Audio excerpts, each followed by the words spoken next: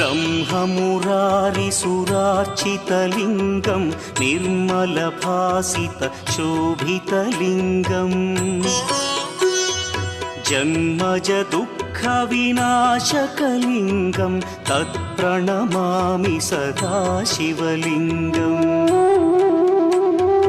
देवमुनिप्रवरार्चितलिङ्गं कामदहन करुणाकरलिङ्गम्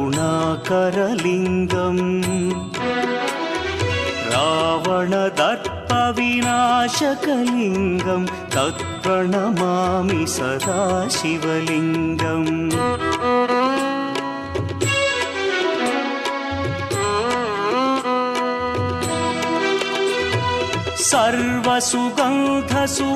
सर्वसुगन्धसुलेपितलिङ्गं बुद्धिविवर्धनकारणलिङ्गं सिद्धसुरासुर